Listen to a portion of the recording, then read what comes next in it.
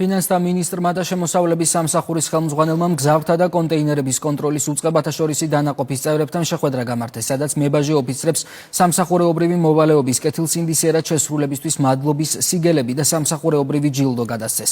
შეხვედრის მსვლელობისას ხელმძღვანელმა პირებმა ხაზი გაუსვეს უწყებათა შორისი დანაყოფის ერთობლივი საქმიანობის მნიშვნელობას და აღნიშნეს, რომ თითოეულ მებაჟე ოფიცერს განსაკუთრებული წვლილი შეაქვს ქვეყნის ეკონომიკური საზღვრის დაცვისა და აკრძალული საქონლის გადაადგილების ეფექტიანი კონტროლის პროცესში.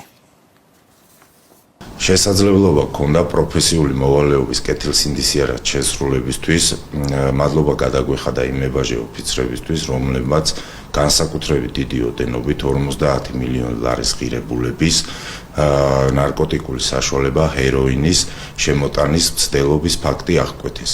მებაჟე ოფიცრებისა და შინაგან საქმეთა სამინისტროს ცენტრალური კრიმინალური პოლიციის დეპარტამენტის თანამშრომლების მიერ დეკემბრის თვეში წითელი ხიდის გავლით საქართველოს ტერიტორიაზე შეჩერებული იქნა სატვირთო ავტომობილი, რომლის მისამელის დათვალიერებისას წინასწარ დამზადებულ მარმარილოს ფილებში აღმოჩენილი იქნა 157 კილოგრამი ნარკოტიკული საშუალება ჰეროინი. გაიმართა საბაჟო დეპარტამენტის იმ მებაჟე ოფიცრების დაჯილდოების ცერემონია, რომლებმაც გასულ წელს მონაწილეობა მიიღეს 157 კილოგრამი ნარკოტიკული საშუალება ჰეროინის გამოვლენის პროცესში.